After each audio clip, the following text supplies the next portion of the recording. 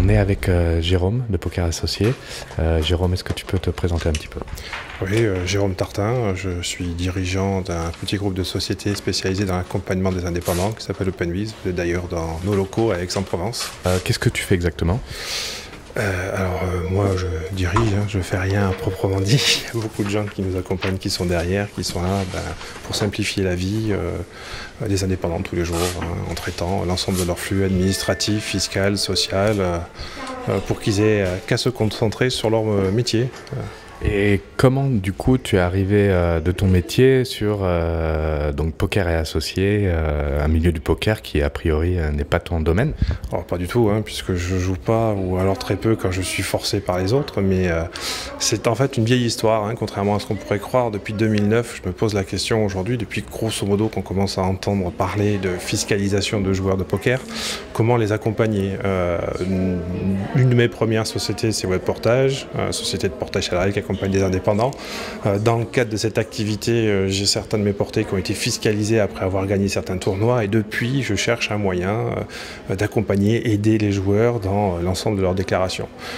Pour ça, j'ai essayé de voir un petit peu si je pouvais rentrer dans le milieu. Finalement, ça a été très difficile, c'est un milieu fermé, comme je disais, que je connais pas. J'ai dû apprendre un vocabulaire et ainsi de suite. Donc j'ai fait appel à Manu, qui est juste en face de moi. Voilà, pour m'aider, me parrainer un petit peu dans ce milieu-là, et on a rencontré Sébastien et David, et c'était l'occasion pour nous de se lancer avec une activité bien particulière. C'est pas la première activité, c'est vraiment le fleuron pour pouvoir rentrer, communiquer dans le milieu de ce poker, se faire connaître, mais fondamentalement l'arrière-pensée et le métier qu'on veut mettre en avant derrière, c'est bien accompagner les joueurs dans leurs problématiques fiscales en France. Alors, quelle est l'idée de Poker et Associés finalement, qu'on voit comme une plateforme de stacking? Qu'est-ce qu'il y a derrière? Comment tu vois les choses? On ne pourra peut-être pas tout dire, sinon on va devancer la roadmap, ou alors ça va peut-être prendre un peu trop de temps.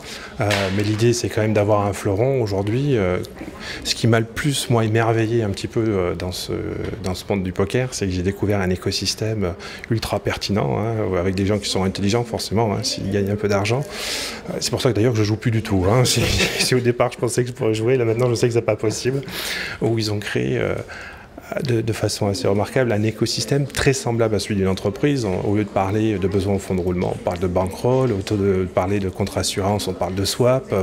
Et tout ça, ça me fait un peu briller les yeux. Donc j'aimerais bien un peu pouvoir industrialiser ça de manière plus professionnelle, sortir l'ensemble des justificatifs qui, vis-à-vis de l'administration fiscale, pourra être opposé.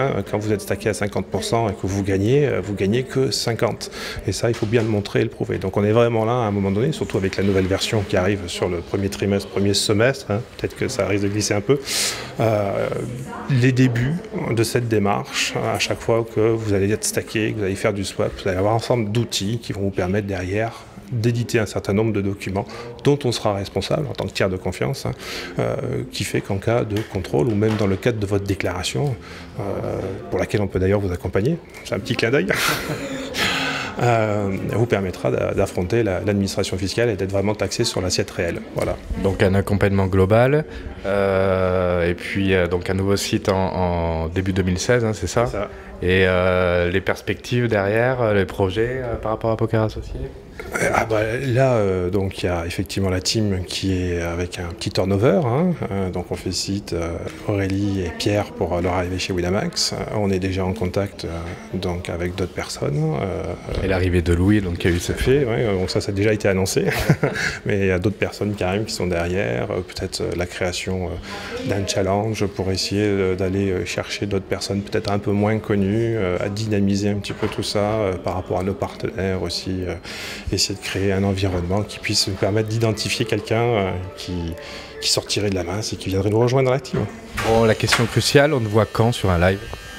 Moi, jouer ou juste accompagner? Déjà accompagné. J'avais essayé d'aller sur Marrakech, mais ça risque d'être relativement compliqué parce que ça me ferait grosso modo arriver à 23 h et repartir le lendemain à 6 h, donc finalement un temps présent relativement très court. Voilà, Cannes, je suis en déplacement avec la société, puisqu'on fête nos 10 ans, donc on part dans une destination inconnue. Voilà, je ne peux pas le dire, mais parce que nos salariés ne le savent pas, donc c'est un petit peu la surprise. Décembre? Non, quand est-ce que... Décembre. Et où? À Gruissant. Eh ben, on ira à Gruissant voir à Pau alors. Tout à fait. Bon, ça sera avec plaisir. Écoute, merci Jérôme, ça fait plaisir. Merci à toi.